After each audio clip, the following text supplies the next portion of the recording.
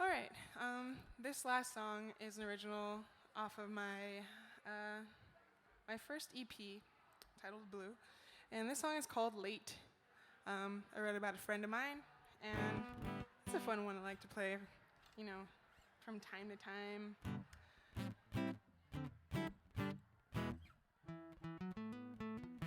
All right.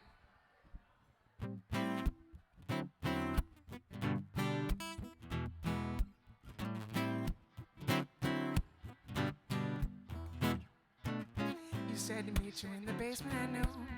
Get ready about to play some tunes.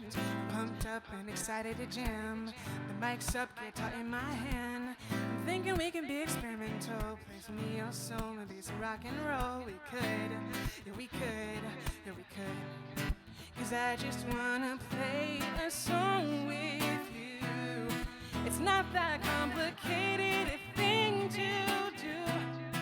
And I've been waiting now, it's noon. I'm wondering where, oh where are you? You're late. You're late, you're late. Check it. You're still not here, so I've been sitting around. Foot beats and rhythms into the ground. I started playing a little something like this.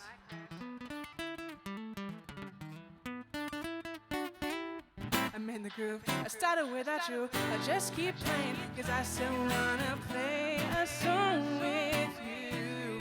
It's not that complicated a thing to do. And I'm still waiting now, it's a quarter to two. And I'm still wondering where, oh where are you?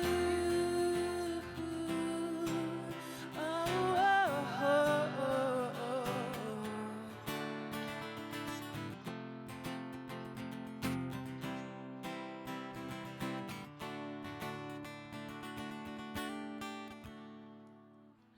I think I'm figuring this out. I started to have my doubts. You're not coming, I'm alone here. I think I'm giving up on waiting on you, 'cause you're not gonna show up. So I'll keep playing, I'm a one-person show. I'm a one they them show. But you wouldn't know.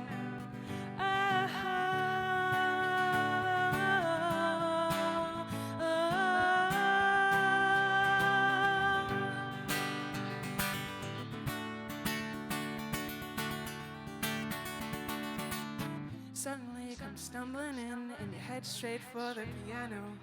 You gaze at me with your hands on the keys, then we share a moment of silence. Now I get to play that song with you. We're jamming like we were supposed to do.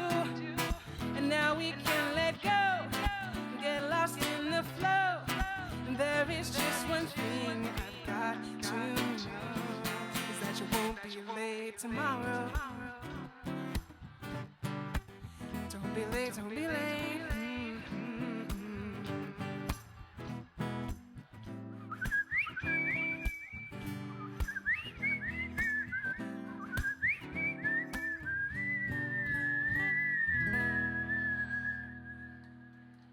Thank you, thank you, thank you.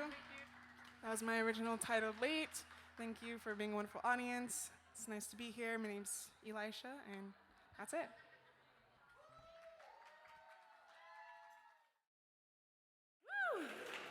Welcome, everyone. Welcome those of you joining us on Zoom. I saw some familiar faces. Hi, Bernetta. Hi, Jess. Hi, Mercedes. Hi, Lady. I see all of you in the Zoom. If you are wondering where I'm looking at, also when I'm talking to Zoom, that camera back there, everyone can see us. So be friendly and wave, yep. And they're waving back. I can see them right here on a little iPad that they're also waving back to you all. Welcome, and thank you for joining us at SJF's 2022 annual celebration. Woo! Yes! My name is Andriana Alexis. I use she, her pronouns. I am an SJF member, teammate, GP alum, woo woo, and tonight I'm your Boss Beaver MC. Tonight's celebration is our first ever hybrid celebration. What that means is we have both audience and speakers joining us on Zoom, from Zoom, and right here on the stage. It's my first time seeing a hybrid event, so if you see me looking down, checking the chat on the iPad, or hollering at people there, just know we're just trying to make sure we get all the voices and folks in the room to bring everybody into one celebration this evening. A few housekeeping items in order for us to create one communal space. First things first, bathrooms, for those of us in the room, are downstairs in the hallway. You pass the registration. In that hallway, there's bathrooms on your left-hand side. For those of you on Zoom, I encourage you to find your bathrooms and exits as well. And for all of us, please take care of your needs as they come up throughout the program. Next, for those of you on Zoom, we will use the chat feature to drop in links that we are talking about, to share more information with you all. We encourage you to also use the chat feature, socialize, introduce yourselves, ask questions if you need to. I can see some of your chats here. I so wish I could be there in person. Alexis would be a dream to meet from the chat. We'll share some of your comments out as they come up, so please feel free to be generous. Send love to the speakers, and we'll make sure we bring your voices in the room. There will be moments also where you all can come off of mute, add your cheers, cheer for our speakers, use your reactions, show all the love in the ways in which we have learned to do digitally and have done so in person, or doing so again now in person. Checking my housekeeping list. Also, for you on Zoom, if you're looking for tech support, if you go to the chat at the bottom and just type in tech-mads, that's tech-mads, they'll help you out with any of your tech needs while you're supporting your Zoom experience this evening. And finally, I am checking my notes. One, because it's important for me not to mess up bios and names. And two, to keep us just on time and in the role. So if you see me looking down, if you hear some paper fumbling, that's all that's happening. Bear with it, bear with me.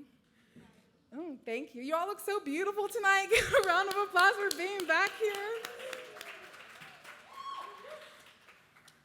It is now my pleasure to introduce Valeriana Chakoti Bandua Estes.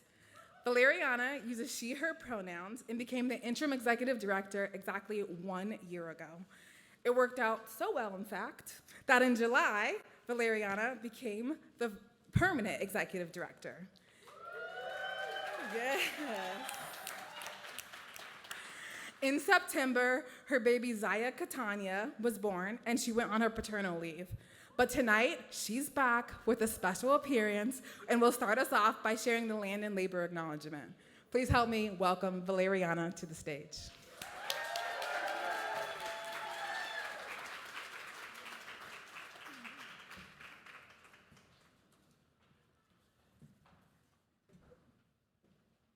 First of all, can I just say thank you all for coming out tonight.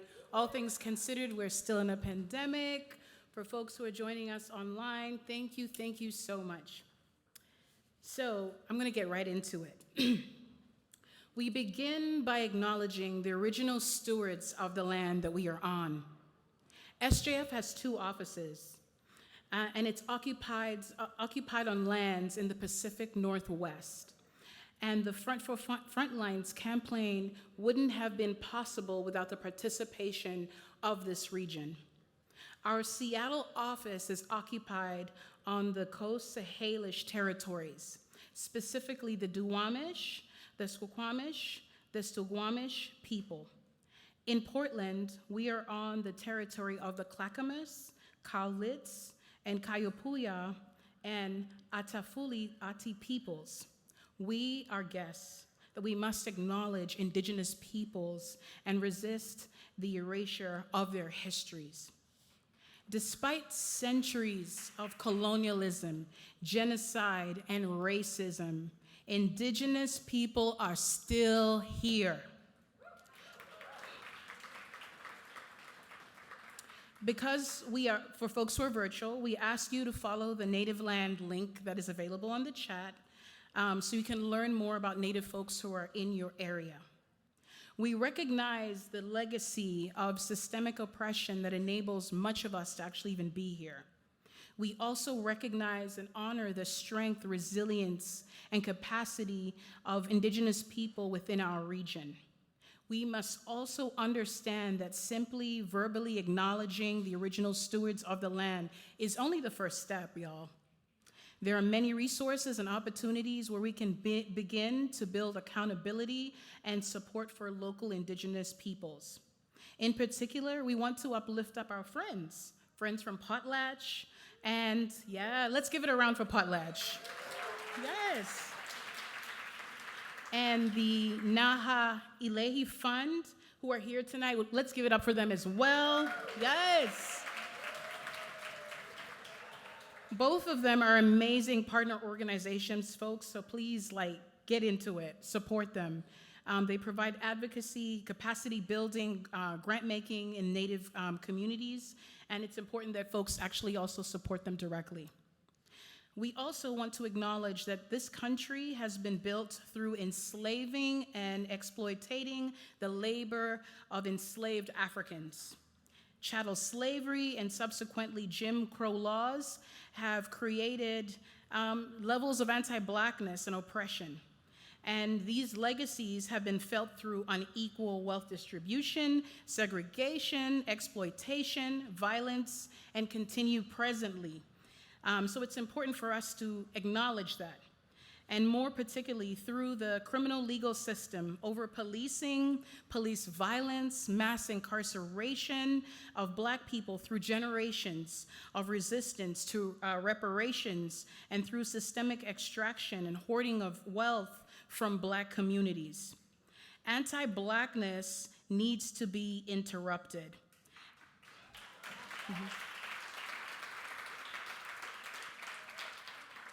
And it is equally important and vital to uplift Black resiliency and collectively strive for Black liberation, as it is the blueprint for us to really stand and support Black folks.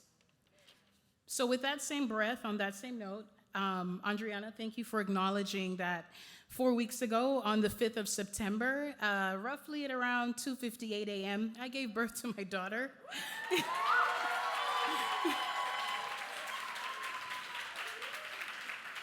So in all honesty, folks, I was not sure I could physically make it, but yo, I'm here.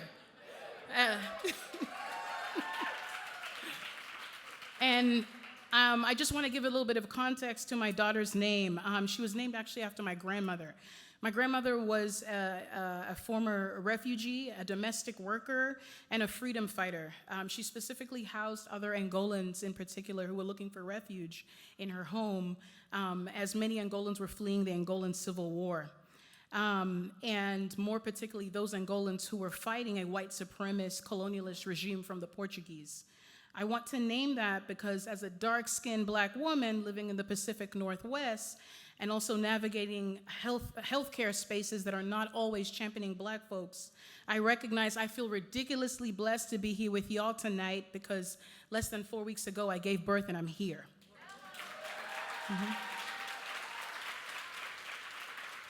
And more particularly, I just stand with a level of even more gratitude for the folks I get to work with. My team at SJF, they're our co-conspirators, y'all. I think allies is too light of a word, and I say this because they are radical about their business. And in particular, even in my absence, they were doing audacious things behind the scenes, and really going out of their way to ensure that even as I try to email them, they wouldn't respond, except Burke did, which I appreciate. But I say all this to say, folks, for those of you who may hold power in an organization and you are looking at your policies and procedures, please be critically thinking that as much as you're doing this audacious work, to also carve out time to be deliberate to champion wellness. It's important, folks. There are a lot of people in the pandemic who are going through a lot of different things, and I think it's important that as much as we are audacious, in the front lines, we're also audacious about our care. So with that being said, all the joy, collective liberation, all the things that humanize us, I know brought us here tonight. And I kindly ask y'all to really operate through the spirit of abundance, not just for tonight, but as a way of life. So with that being said, I have the privilege of introducing Catherine Paul, or KP, who performs as a Black Belt Eagle Scout. She grew up on the Swinomish Indian Reservation in the Northwest Washington State, learning how to play piano, guitar, and drums in her adolescent years. KP grew up around powwows and songs her grandfather and her grandmother sung with her family in the drum group. This is what shapes how she creates music, with passion and from the heart. KP is also a relationships manager at the Potlatch Fund. Come on and get it, Potlatch. So KP, we welcome you to the stage. Thank you.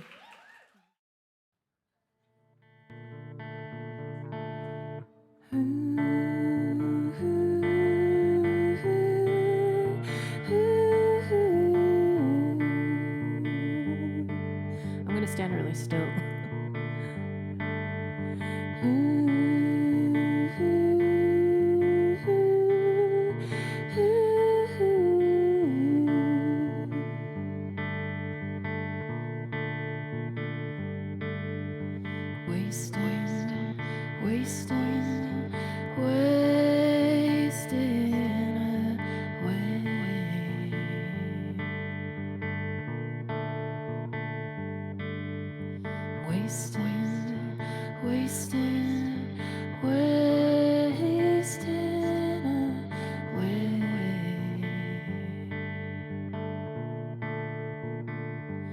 Do you ever notice what surrounds you when it's all bright and tucked under? Do you ever notice what surrounds you when it's all there in the wake of you?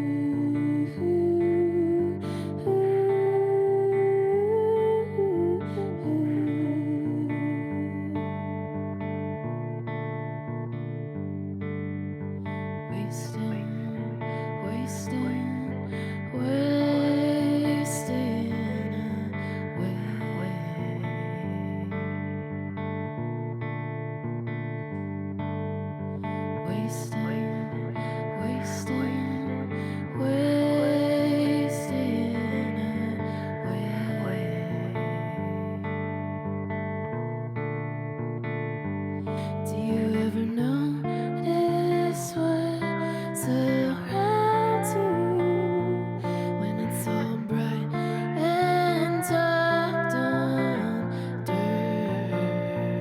Do you ever notice what surrounds you when it's all there in the wake of you?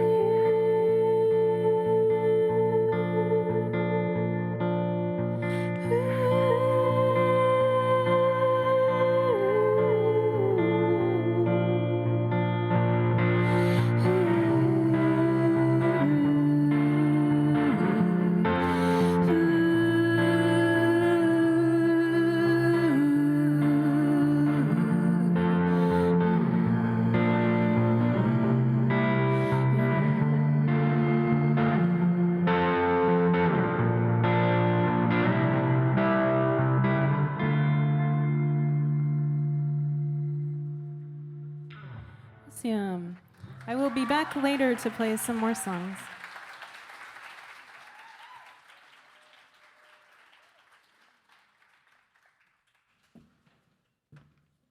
Wow. Wow, wow. One round of applause, please, for KP. And for Valeriana coming out 1 month after giving birth. Thank you. I'm gonna try to remember to go back and forth with this mask, so sorry for the awkward grab earlier. Joining us next is Allison Chung. Allison is the communications manager at Social Justice Fund. Raised in Washington and Hong Kong, Allison uses they, she pronouns, is an organizer and writer with a passion for powerful anti-racist narrative storytelling as a pathway to liberation. Help me welcome my partner in communications, Allison Chung.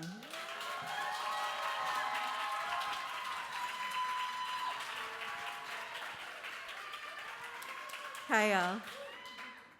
All right, yeah, so my name's Allison.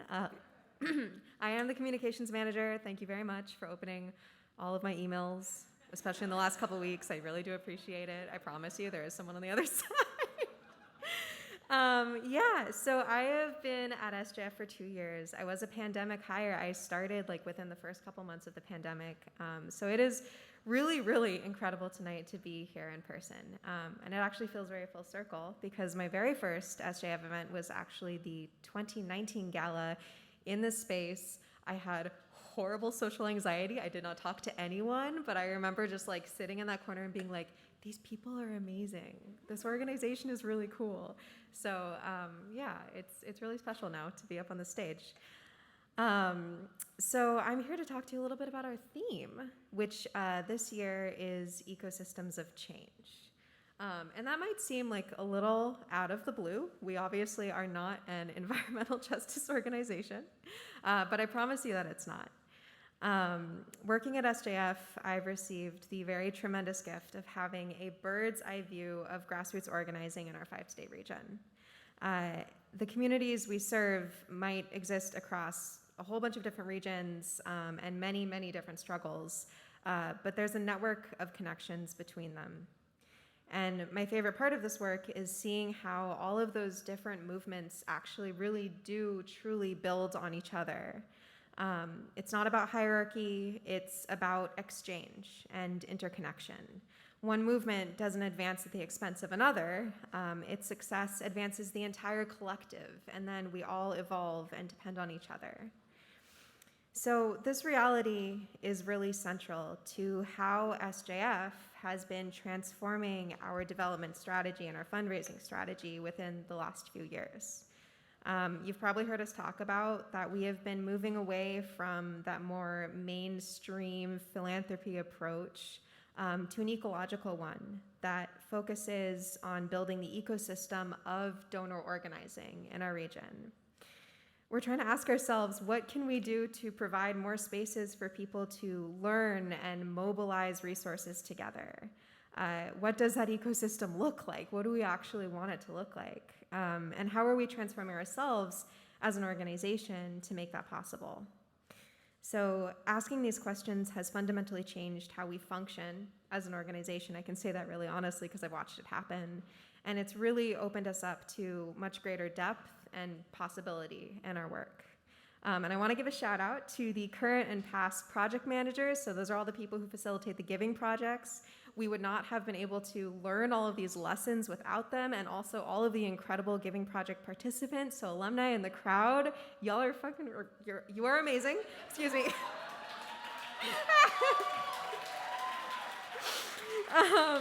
And I also want to shout out, thank you. I also want to shout out Manu, the former development staff, who took many of those lessons and turned them into the development and fundraising strategy that we're now using on my team, the development team. Shout out Manu. All right, so all of that to say, tonight we wanted to celebrate that ecosystem. While coming up with the theme, we were really inspired by estuaries and deltas, places where dry land meets water that provide the perfect conditions for regeneration. And that's what we aspire to be as SJF. We really want to be that estuary. We also included the beavers. Y'all might have noticed there's a lot of beavers in the promotion for this event. We wanted to include the beavers to honor the community members who hold us down, who get all their people together to come in and support our work, to donate, to show out to events, to help spread the word about the work that we do. And yeah, to mobilize resources. Beavers are a keystone species, which means that they hold an incredibly essential role in kind of keeping the entire ecosystem together. So yeah, plus that was a little fun. I mean, like, who doesn't love a good gif of a beaver walking? So this approach, plus the many changes we've made in the past year, is now really bearing fruit for SJF. In the past year, we've had some really incredible achievements in grant making. Again, shout out to all of the incredible Giving Project participants within the last couple of years. Yes, yeah, give them a round of applause. Yes. In 2021, we granted a little over $2.7 million. Yep. And the Giving Projects, yes, thank you. The Giving Projects alone granted over $1 million. Like, that is community-based fundraising, y'all. That is incredible.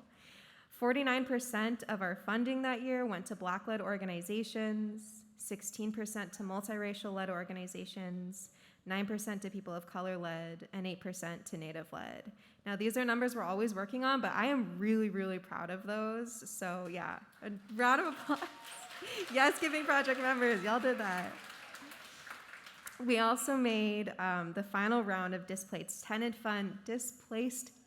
Fund grant making in February of 2022. This was a multi-year long process, all tenant driven.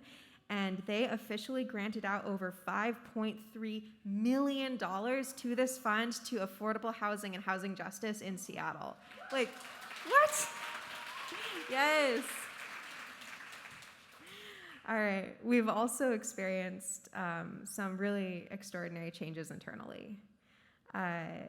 Earlier this year, at the very beginning of 2022, we began working with the consultant Racing to Equity to put Black liberation and staff wellness at the forefront of every single policy on the books. We went through one by one with staff to really talk about what are our needs and how do we put this into reality at SJF. And let me tell you, that has transformed how we work. In April, we switched to a 4-day work week. So staff, yes, come on, 4 days off. Yeah, so staff would have more time for rest and wellness to help us focus on what's important and connect with our communities. And thanks to much hard work from our team of directors, this is a little sneak peek, we're getting ready to launch our new strategic plan and organizational values. Yeah, which, like, you know, if you don't work in a nonprofit, it's like, okay, whatever, it's not that big of a deal. But really, this is a months-long process. It is very exciting. So look out for a launch event in late October. It is coming. All right, and then in the new year, we'll begin sharing the story of our ongoing work to pursue these changes. So, you know, we've learned a lot from y'all. We've learned a lot from each other, and it is our responsibility to be sharing those lessons with our community, humbly from like, how did we even figure this out?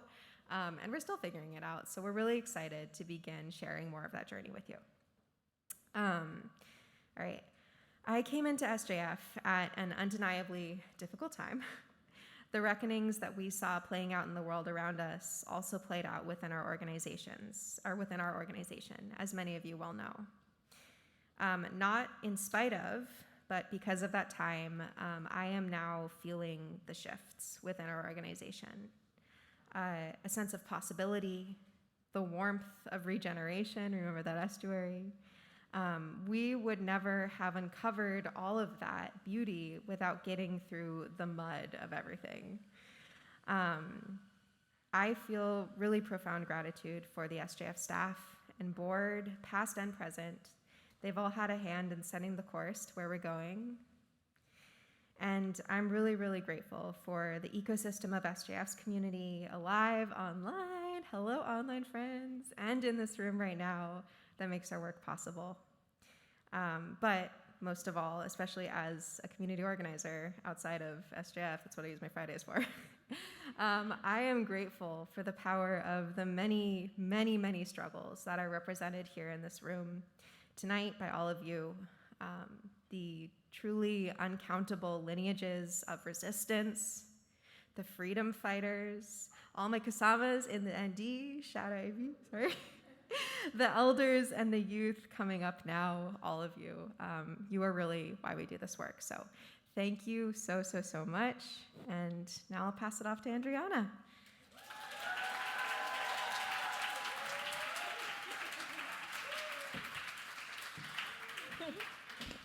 I get so lost in all of the conversations. I'm like, oh yeah, me. I'm up. That's me.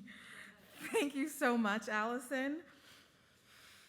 We are honored today to have up next Roy Iradukunda from the Idaho Black Liberation Collective tonight. The Black Liberation Collective is an SJF grantee from the Rural Organizing Grant released this year and a grantee from the Black-led Organizing Giving Project in 2021. Roy uses they, them pronouns, is a Black trans refugee youth activist whose emergent worldview centers the liberation of queer, Black, and Indigenous bodies. They are passionate about art, literature, performance, and enjoy expressing themselves in those ways. Please help me welcome Roy, joining us tonight on the digital stage from Idaho.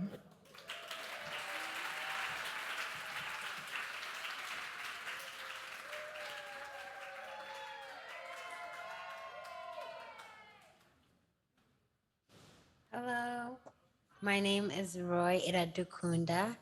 My pronouns are they, them, and I'm calling in from the unceded lands of the Nimupu people. I'm with the Black Liberation Collective, and we have been so excited to be supported by SJF in many, many ways. And our relationship and connection continues to be one that feels regenerating and transformative from the counterculture of white supremacy that we have to deal with in our everyday lives as Black trans folks.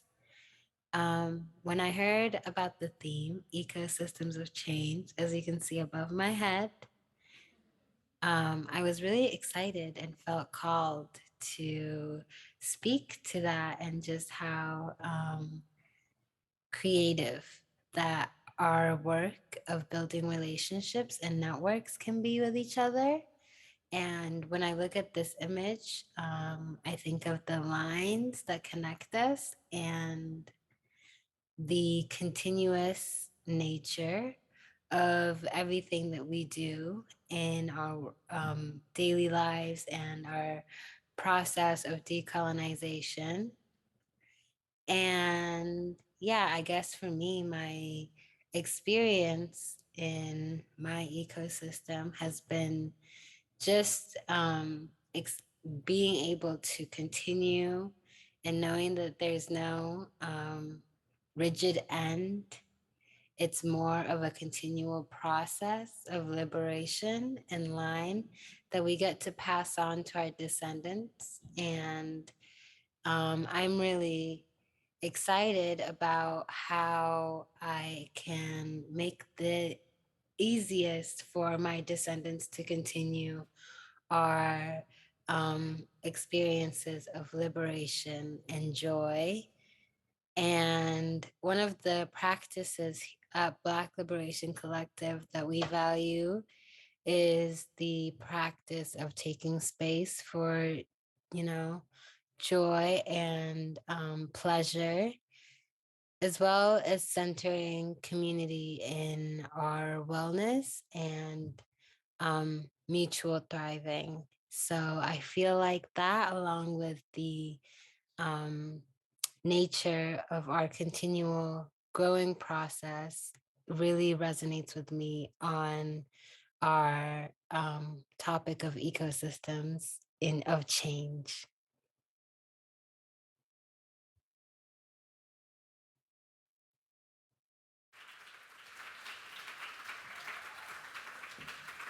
One more round of applause loud in this room for Roy.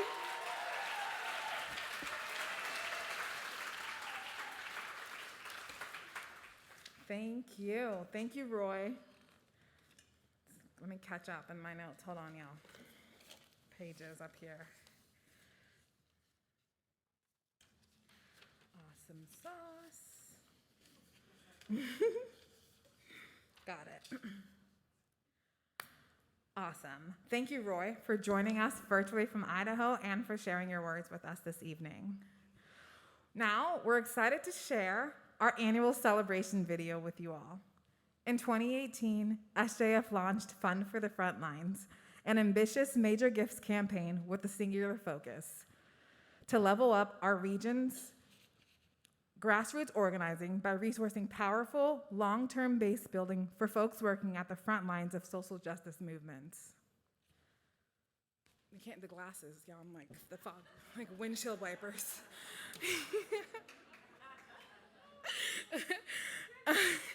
Thank you. The video we're about to see features some of the most recent grantees from the Fund for the Frontlines project and the incredible work that they are doing. I'd like to give a special shout out to Michael B. Main, not in the room this evening, but who helped shoot and edit this video for us. Thank you, Michael, and let's take a look. I think it's important to address the issues within our community through an ecosystem of change, because there is a lot of intersectionality between underrepresented communities and lack of services within our communities.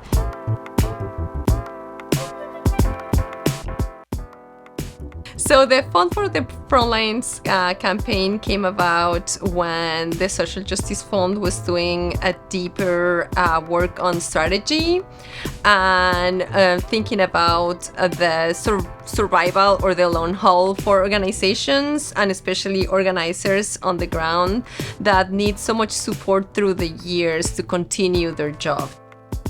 I think that what I see as one of the connections with the base building granting and the further or the bigger mission that Social Justice Fund has as a progressive funder is that Black, Indigenous, and people of color organizers have a really, really small pool of foundations or funders that they will be able to really connect with and do deeper relationships with the philanthropy world.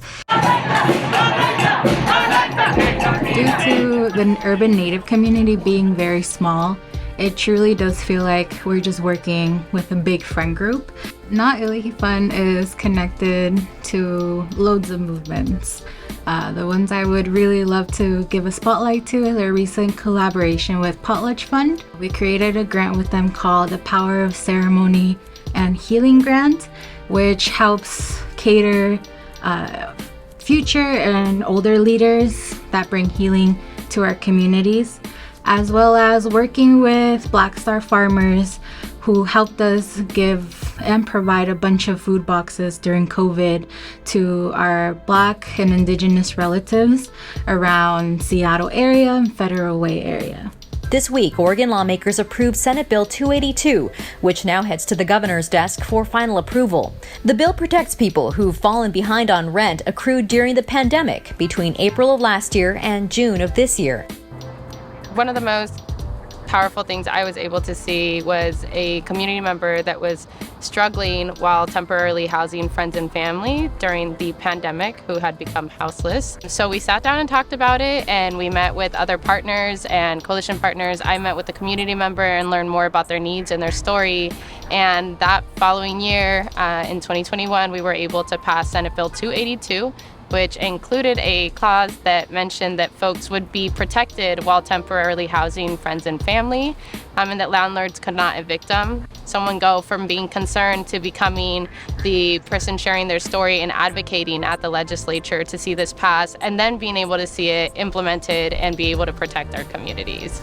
I believe that the funding for grassroots organizing is one of the most important we can do, especially in a time where we don't listen enough to those that are affected by the issues.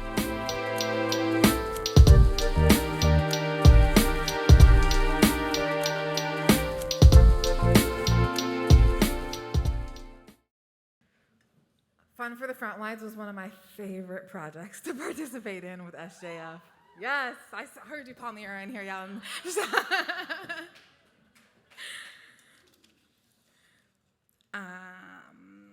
The many contributors that made Fun for the Frontlines possible, as you can see, are still funding some very important work and making work beyond just what we saw in this video possible. Many of them are in this room tonight. Many of you are in this room tonight, so thank you.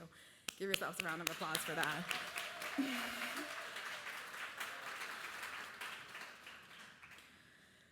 It's now my pleasure to introduce Alexis Pauline Gums. A queer Black troublemaker, Black feminist love evangelist, an aspirational cousin to all sentient beings, and this year's keynote speaker.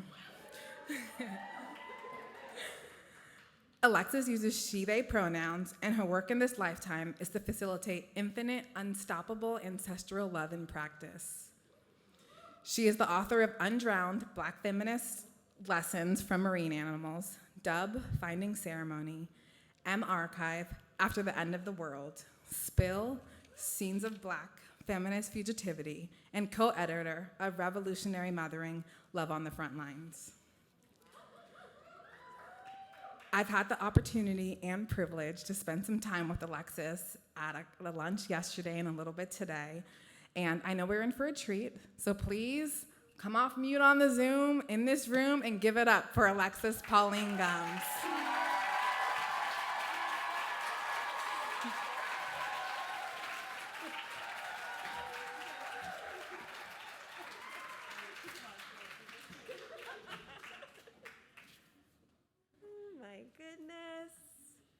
Wow.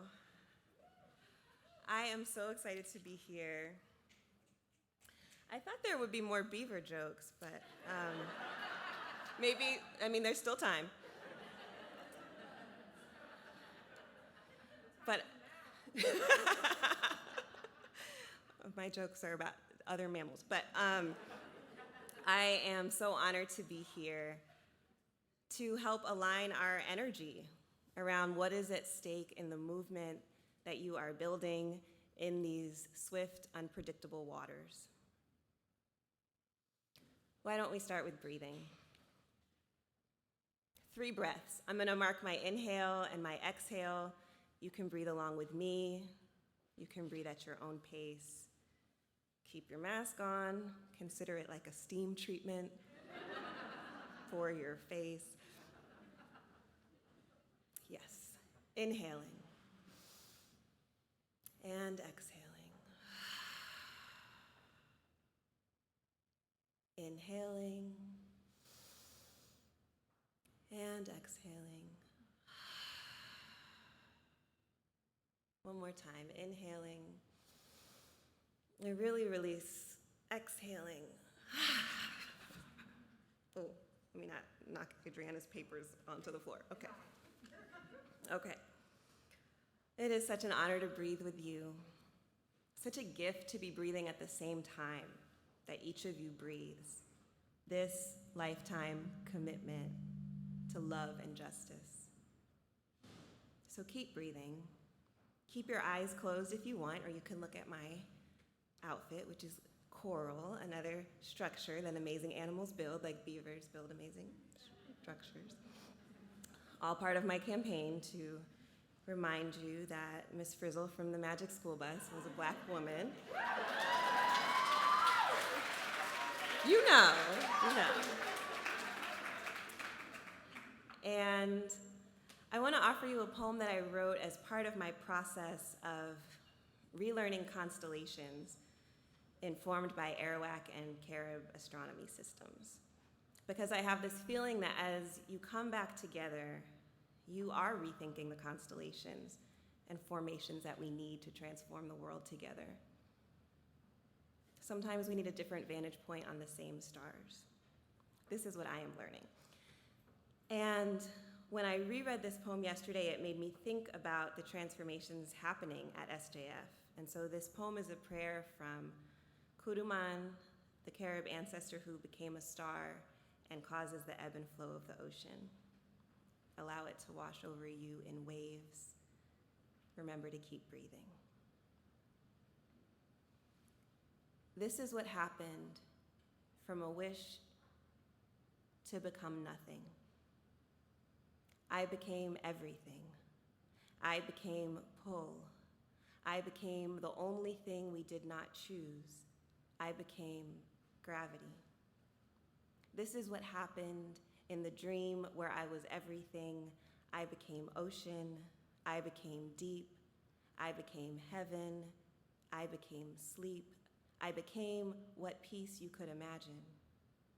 This is what happened. I became star. I became morning. I emerged far enough away that I could see you. This is the wish. A desert of salt, wide, and that you cross it. This is the wish. A sky, black, and that it holds you. This is the lesson.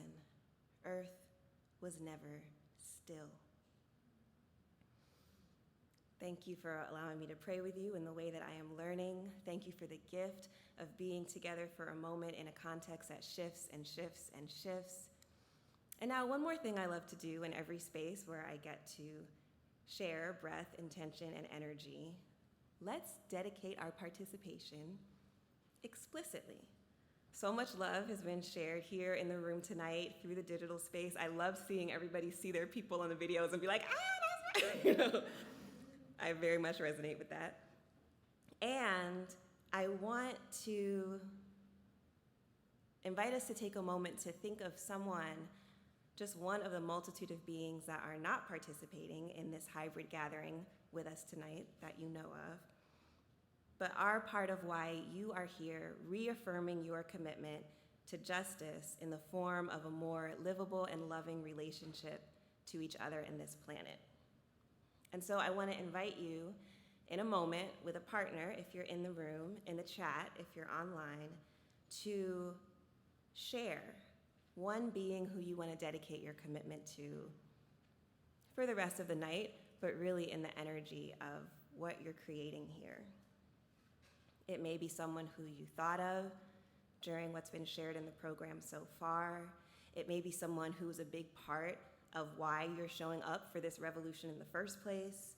It can be someone living now. It can be someone who lived before, someone who's older than you or younger than you, really anyone of any species, as long as they're not that you know of, participating with us right now. For example, I am dedicating my participation to my chosen family member, El Jimeno, a member of this community and family who is an ancestor now and who in times past when I would visit Seattle has cooked for me, has held me, has celebrated with me, and who is a founding member of a Dreamers of Color network, is an Afro-Boricua genius, and who is a big part of why I keep coming back here. Okay, so now it's your turn to share. If you're here in the space, turn towards someone you feel comfortable sharing with. If you're online, type what you want to share in the chat. You can say as much as you want, as little as you want. You could just call the name that you call this being by. Whatever feels right for you, go. Great. So, thank you. Thank you for sharing your most valuable resource, your network of care, the love that brings you into being. And also, I'm present being here tonight to how every species and the ecology around us here, everywhere, but particularly here, near the Salish Sea, also supports our commitment to be in right relationship to change. And some of you may know that I feel extra super connected to the support and wisdom that marine mammals are offering. So I wanted to share a few of the reflections that ended up as part of my book Undrowned that came from this particular area and that I've seen reflected especially in my past few days of interaction, but also my months of internet research. about the work of the Social Justice Fund. I am learning something about pace from you all. And I wanted to bring in the Harbor Seal as a teacher. Actually, the first time I shared this piece of writing was here in Seattle, the day after I wrote it, when I wrote it, a harbor seal was looking at me, sitting on a rock, journaling in the San Juan Islands, and I shared it at the Langston Hughes Performing Arts Institute. I was like, some of you may have been there. Thank you to Davita Ingram for inviting me there and creating that event. And we did an exercise there. We really don't have time to do it here. You know, I love exercises because Miss Frizzle thing, but maybe while I read this meditation, if you could find your pulse. So maybe touch your heart. Maybe it's easier for you in your throat or in your wrist, whatever feels good to you, and notice what you notice. Before she goes underwater, the harbor seal will slow her heart. Yes, from 120 beats per minute to 3 or 4 heartbeats per minute. But first, she exhales. When she is underwater, the oxygen she needs is the oxygen she has. Her blood breathes for her through her muscles as she descends as deep as 1,500 feet, deep enough for what she needs to do. She slows her heart and listens, reaches, knows. What if you could hear the world between your heartbeats? Slow down enough to deepen into trust. How can I learn the skill to tell my heart, slow down, the pressure is coming. Slow down and we will have the air we need. Slow down and trust the ocean underneath you and live in it, the underneath that nourishes love, your blubbered warmth, your sleek survival, you among the most abundant seals. And then you come back, out to the surface, and you race your heart to meet the sky. You breathe again to feel the world, your heart, the speed of recognition, your heart, the waking of your lungs. I love you so much that I would learn my changing heart. The way it slows down, and when it quickens, the space between, and all this closeness, I would breathe at the pace that love requires, which is not always the same, but is always here, my heart. The harbor seal lives half her life in water, half her life on land, and through it all, she has to know her heart, what it makes possible, her breath, and what it needs. And I can live this whole life from my heart, despite all my impatience and my fear. I can know my heart like love knows you, has always known. Ready? Exhale. What did you notice? Tell me later. What if we paid attention to our hearts and what they are teaching us about how manufactured urgency impacts what it feels like to be together? Or what pace we require individually and especially collectively to be responsive to our changing landscape, not just desperately drawing on our default reactions or trauma responses. What I've learned is that my community deserves the version of me that is in a constant practice of study of and with my own heart. And what might that look like for you? What would support that in your collective formations? And aren't seals freaking amazing? Not necessarily more amazing than beavers, I'm just saying. Something else that has been so moving about watching SJF prepare over the past couple of days for this sacred reunion that we are experiencing tonight is the depth of love and accountability that has gone into each detail. It shows so much love for this community, and it is happening not in spite of, but shaped by and because of how hard it has been over these past few years to connect at all. The massive loss of life, ecologically, and because of the pandemic, the increased stakes of ableism, the loss of beloved communities like my beloved LL Jimeno, who I miss in a particularly raw way on this, my first trip here since. The daily toll of the visibility of racial violence on our communities, the conversations we have had to have that we didn't feel ready for, all of it.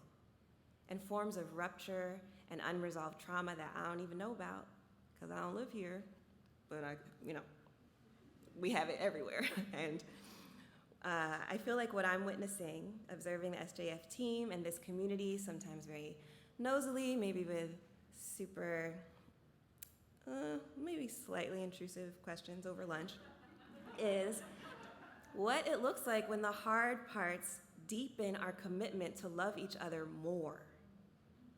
And I know we're experiencing a version of that in my community in Durham, and it is an honor to hold space for that level up of loving dedication here with you all tonight. And so I want to close with one more meditation inspired by the influential Orca and in solidarity with the reparations work of our Lumi relatives around the theft, commodification, and harm to resident Orcas over the past decades. An offering as you continue to deepen what home means and what it means to love each other here. If you let them tell it. Before 1970, the Orca, codenamed Blackfish, were despised. Military bases had guns pointed towards the water to kill them on sight for no nourishing reason.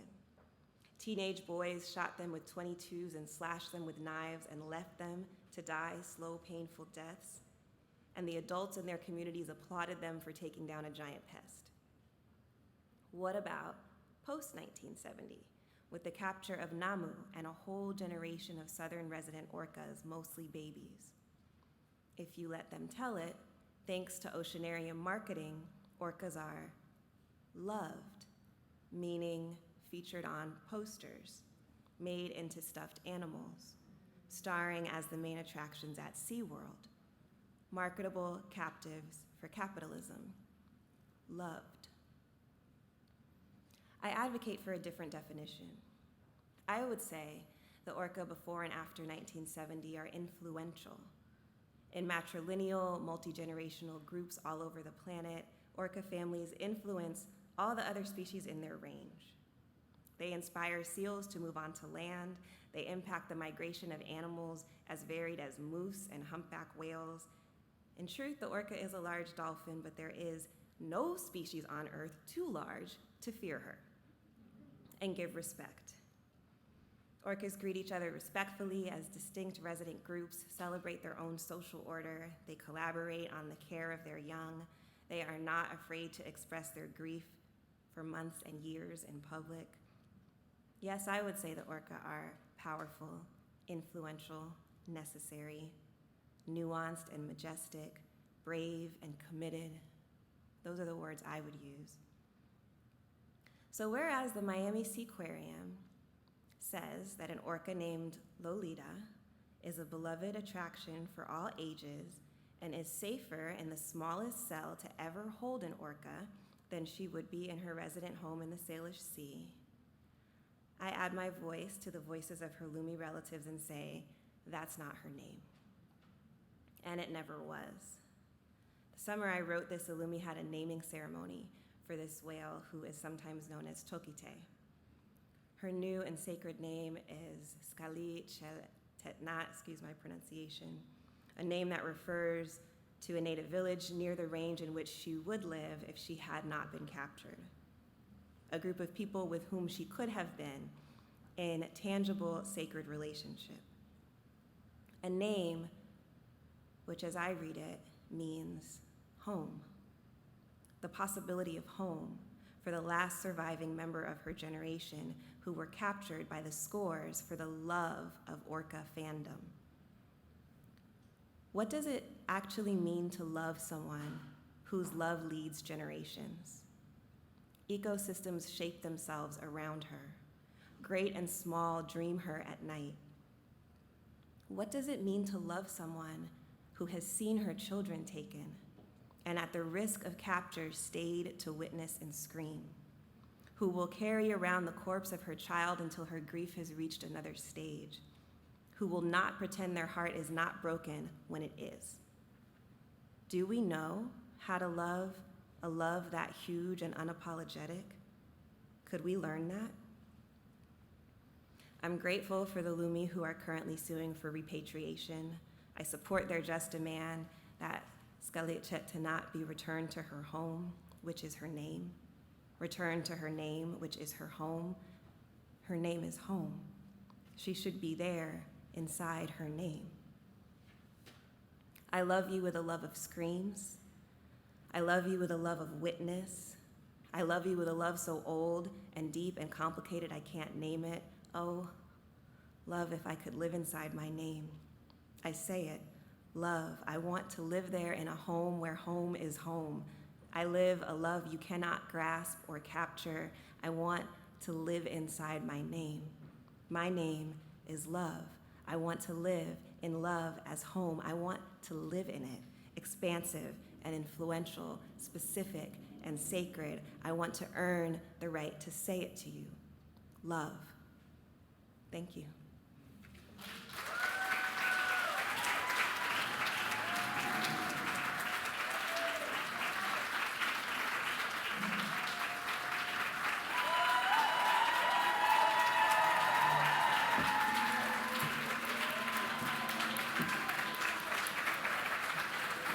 That's right. Show you some love. Without words. Claps in the chat too in the Zoom. Standing ovations in the Zoom also. Thank you so much, Alexis. Didn't I tell you we were in for a treat? Let the record reflect. I foreshadowed that at the beginning. Whew. Can we all just take a breath together? I'm like taking that in. Thank you, Alexis. Up next, we have Ranfis and Taylor from the SJF board. Ranfis uses he, him pronouns and is currently the Oregon State Coordinator of Blue Green Alliance, working with labor, environmental, and community color organizations to reduce greenhouse gas and emissions and create good quality jobs. With him is Taylor. Since receiving her bachelor's degree in political science from Howard University, HU, Taylor Coates has dedicated her educational and professional careers to the service of community organizations spanning several focuses, including LGBTQIA rights, racial equity, and the closure of the opportunity gap. As Philanthropy Northwest's program and membership associate, Taylor, who uses she, her pronouns, enjoys learning more about the work towards equity and access happening here in the Pacific Northwest. Please help me welcome Ranfis and Taylor.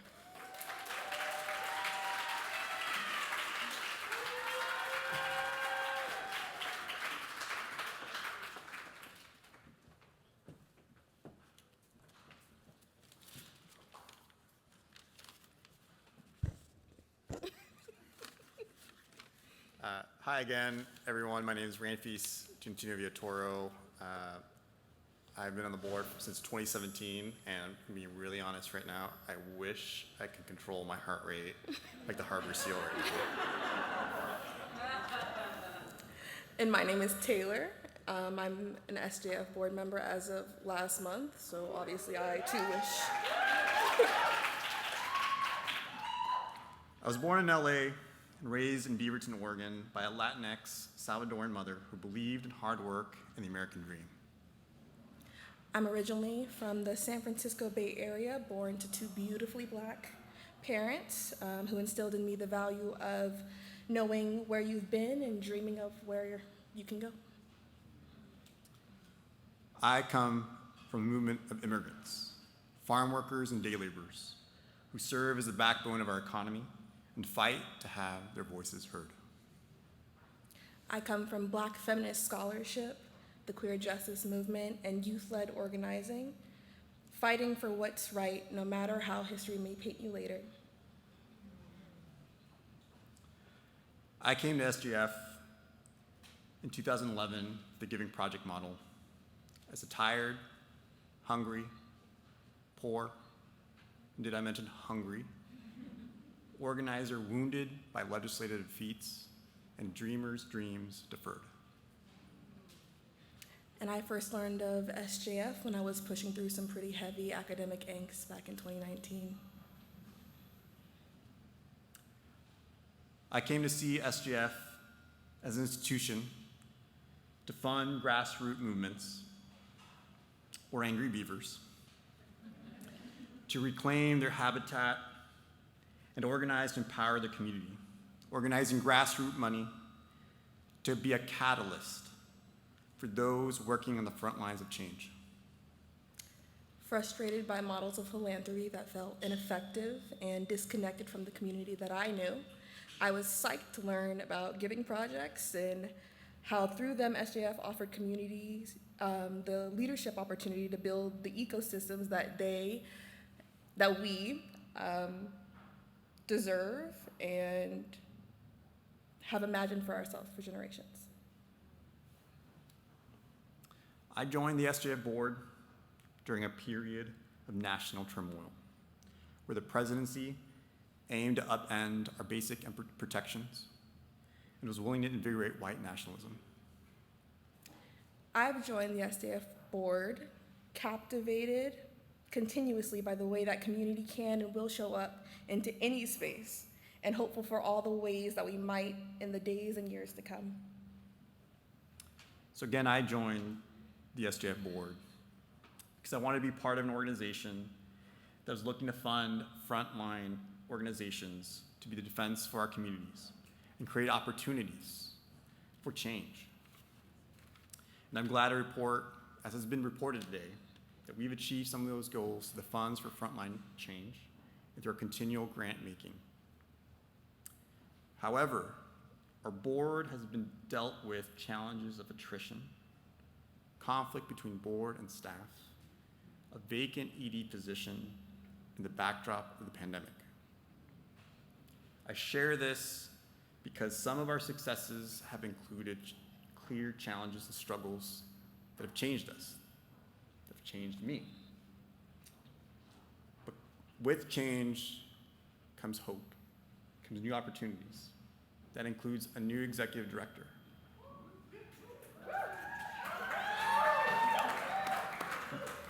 New staff members. New board members and leaders like Taylor. And the opportunity for a new chapter. So I'm coming with facts today. So, little known fact about the beaver, they are one of very few animals that will modify their own habitats. And given all that we've learned about ourselves and the world that we live in and what's needed in community in the last couple years, I'm sure that you'll all agree with me that our habitat could use a little reconstruction. I've joined this board because as a result of its growing pains, SJF is now more equipped than ever to support the modification of our habitat. That's right, our habitat. And that is why, as I exit right as a board member, as I transition out per our bylaws, to pledge to increase my monthly gift to $40 a month for the next generation of leaders, for the next generation of organizers, for the next generation of angry beavers, to write our next chapter for the Social Justice Fund and the social justice movement. So whether you have the capacity to give $5 monthly or a $1,000 donation tonight, your support is part of a growing network that sustains progressive social movements. I invite all of you to think about what is a meaningful gift for you, what that looks like, and to donate via the QR codes or donation envelopes that are, if you're here in person today. Or if you're in line, you can check the chat for the donation link.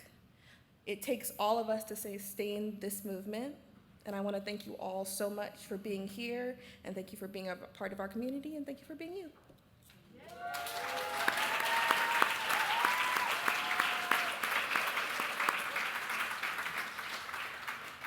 So please take out your pens. We'll see some pledges coming out, or forms coming out, and your QR codes on the table. And thank you and good night.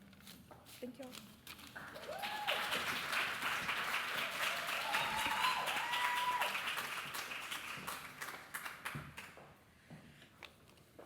Thank you, Ramses and Taylor. As you all are working on some of your gifts, I just wanted to pull in some of the names that came in the chat so we can bring those names and spirits and voices in the room. To the children, Rosie, Oscar, and Amari, the grandparents, Rosemary, the uncle, Lloyd, the sister, Christina, Mahalia,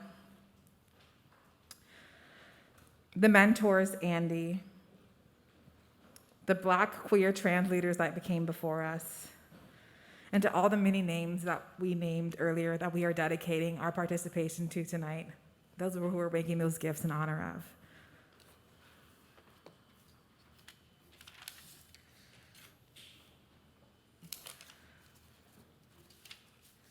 All these papers, y'all, don't worry about it. Before I welcome back KP with Black Belt Eagle Scout, I'd like to thank all of the staff, board, speakers, and sponsors for making this event possible. Roy, Alexis, Taylor, Ranfis, Valeriana, Allison, I feel like I'm forgetting people. Rahel, Burke, all the staff and the people behind the scenes making this happen. They're raving and handing out envelopes next to you all. Thank you. Those of our staff online, Lady, Mercedes, we see you too. Shout out for the help, Mads, thank you. If you would like, on Zoom, you can come off mute and give a shout out to the speakers as well. We can get your voices in the room. We're so grateful to be in community with you all this evening, and thank you again for being here. Before we pop off, please help me welcome back Black Belt Eagle Scout back to the stage to close out our program. As they perform, feel free to make your gift to Social Justice Fund by either clicking the link in the chat if you're on Zoom or using one of the QR code or an envelope being held up. I'm gonna go get my gift made while this music is coming on up. Welcome back, Black Belt Eagle Scout.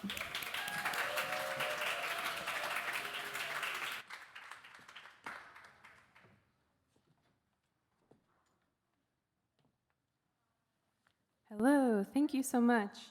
I think that this will, the light on my amp is on, so I'm pretty sure it's gonna play.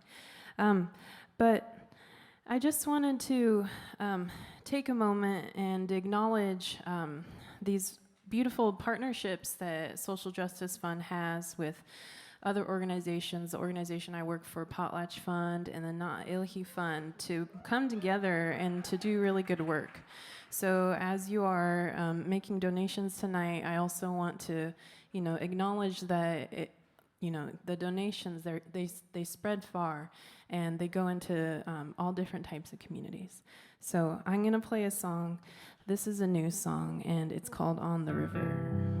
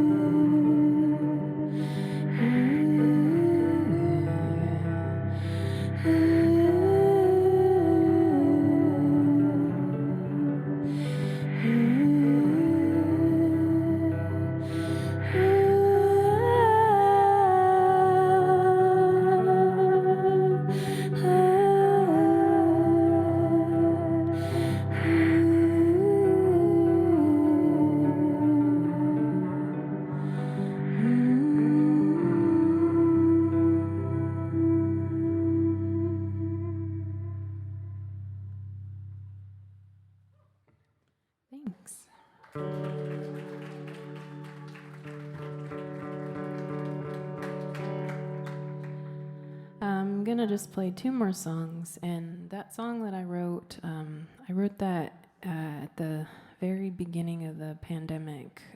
I was living in Portland and had this urge that I needed to move home. I needed to be with my family, and I really wanted to be on the river near our water systems and having that connection again. And so the place that I wanted to move to, it didn't happen, but I did find a place that is along a water system. And so I feel like that song, when I was writing it, I was in my bedroom and just trying to manifest. This is what my spirit needs. This is what my soul needs to move back home. And the next song I'm gonna play, it's also a new song. It's called "Don't Give Up."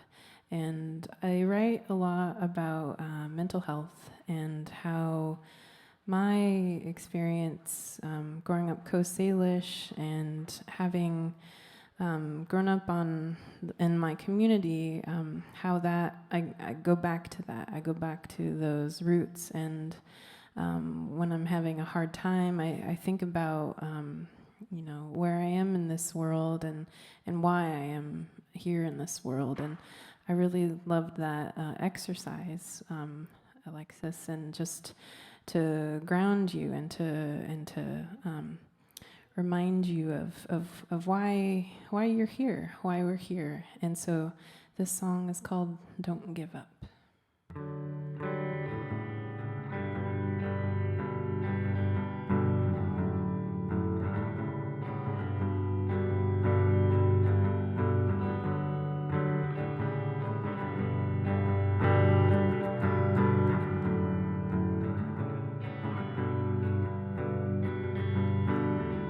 So important, love, it keeps me alive.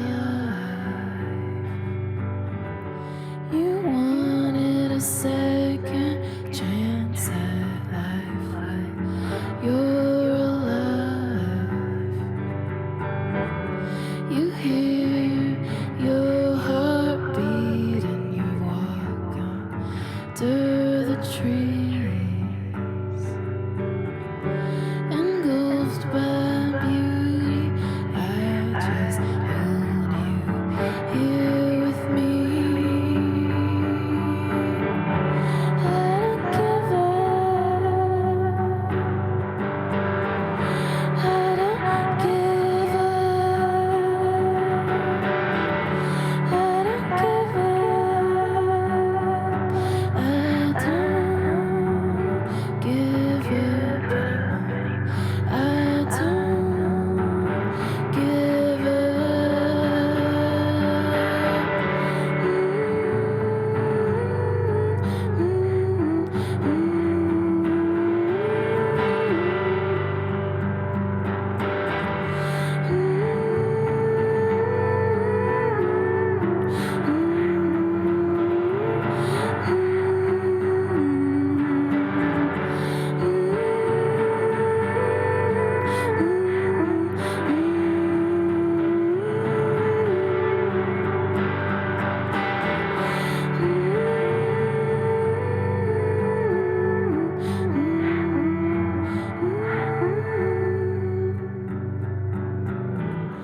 You heard it here today. I told you my story.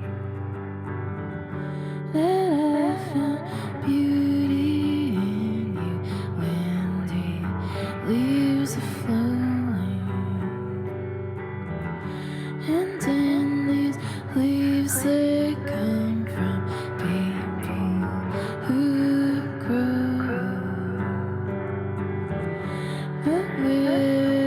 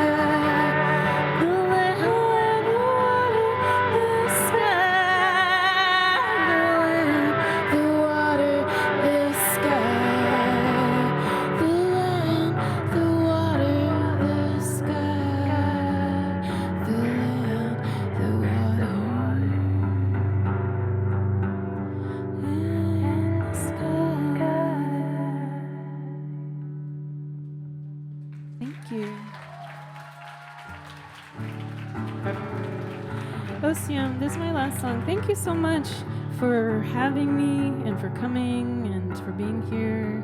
And I hope that everybody has a really fun time at the dance party. The song's called My Heart Dreams. Wasted in this life, I only want me and you. I look at this life, I only want me and you. My heart dreams,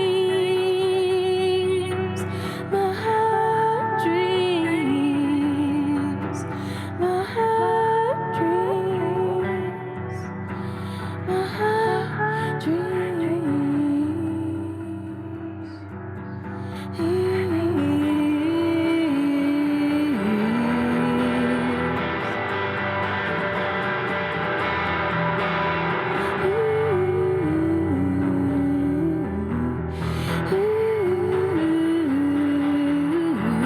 And I wake up, I love you, screaming loudly, screaming softly too. You're my dream, well I need you, screaming loudly, screaming softly too. In my ear.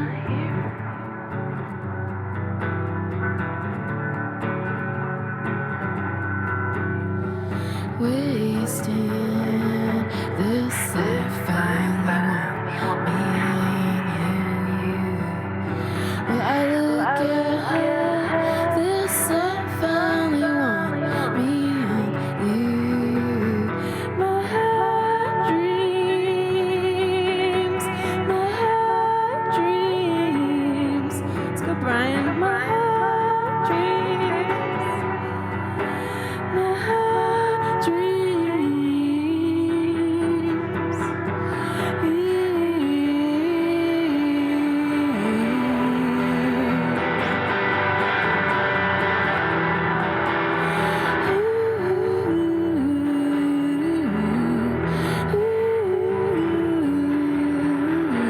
And I wake up, I love you, screaming loudly, screaming softly too. You're my dream, I need you, screaming loudly, screaming softly too. My heart dreams, my heart dreams, my heart dreams, my heart dreams. Osium, thank you. Have a lovely rest of your night. Thank you, Social Justice Fund, for having me. Thanks, Bert, and everyone else here. Osium, Quiana, thank you.